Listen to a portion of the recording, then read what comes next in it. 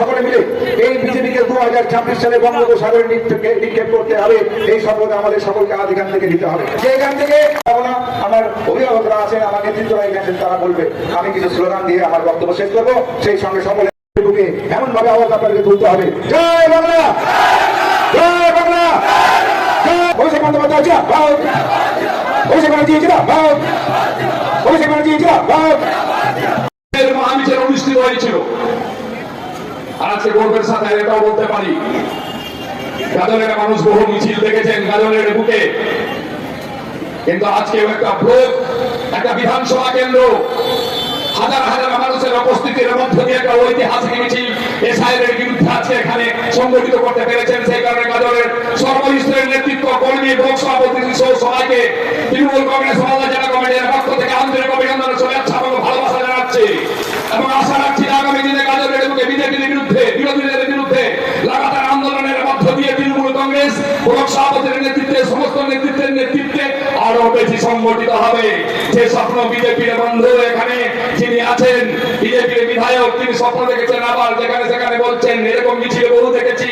BJP এখানে বলছেন লোককে নিয়ে এসেছেন কলকাতা থেকে হায়ার খেলার জন্য, ফুটবল খেলার জন্য অনেক সময় হায়ার প্লেয়ার করি, সে হায়ার প্লেয়ার নিয়ে এসে তিনি এখানে মিটিং করেছিলেন ছোট্ট একটা জায়গায়, সেটা আমাদের একটা অঞ্চলের সভা অনুষ্ঠিত হয়, সেখানে রাজ্যের বিরোধী দলের থেকে নিয়েছিলেন।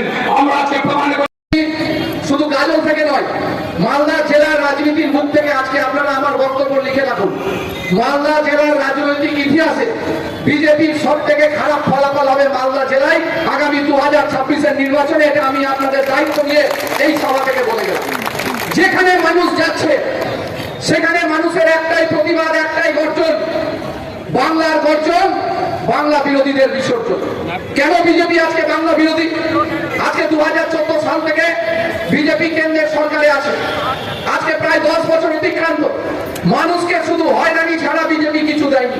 কখনো নোটবন্দির লাইনে, কখনো কোন রকম ভাবে ভাওতাবাজির লাইনে মানুষকে হয়রানি করার জন্য যখন 2026-এর নির্বাচন আসন্ন, মালদার মাটি থেকে, বাংলার মাটি থেকে বিজেপি জিতবে না, তখন এরা নতুন করে এসআইআর এর নাম করে একটা ষড়যন্ত্র তৈরি করে যাতে আগামী দিন বাংলার ভোটাধিকার মানুষের কেড়ে নেওয়া যায়।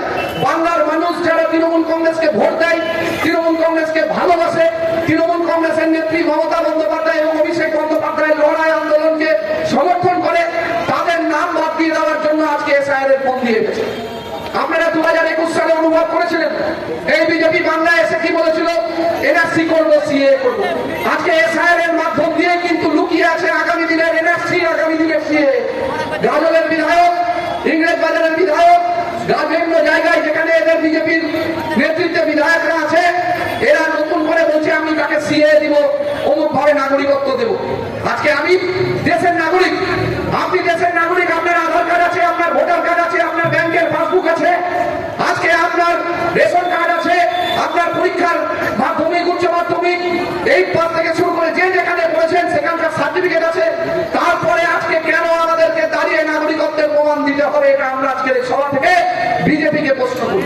যদি নাগরিকত্ব নিতে হয়, যদি নাগরিকত্ব বিজেপি লেভেলে গিয়ে নাগরিকত্ব নিয়ে পশ্চিম বাংলার কোন মানুষ বিজেপির কথায় নাগরিকত্ব নিবে না, এটা আমরা পরিষ্কার ভাবে বলে দিতে পারি। লড়াই হবে। আগামী দিন আমাদের জননেতা অভিষেক বন্দ্যোপাধ্যায় বলেছেন, আমাদের দিদি মমতা বন্দ্যোপাধ্যায় বলেছেন, তৃণমূল কংগ্রেসের সমস্ত সৈনিক নেতৃত্বরা আমাদের অঞ্চল থেকে শুরু করে, বুথ থেকে শুরু করে সমস্ত জায়গায় যাতে আপনাদেরকে বিএলএ-2-র মাধ্যমে পরিষেবা দিতে পারে, যাতে কোনোভাবে ফর্ম ফিল আপ থেকে শুরু করে সমস্ত জায়গায় আপনারা আমাদের থেকে সহযোগিতা পাবেন। আমি আপনাদেরকে দায়িত্ব নিয়ে বলছি, এই বিজেপির নেতারা বাংলার বিরোধী, বাঙালিদের বিরোধী। এরা বাংলার মানুষকে অর্থনৈতিক ভাবে প্রতিরোধ করে, এরা বাংলার মানুষকে ভাতে পারতে চায়, এরা বাংলার মানুষকে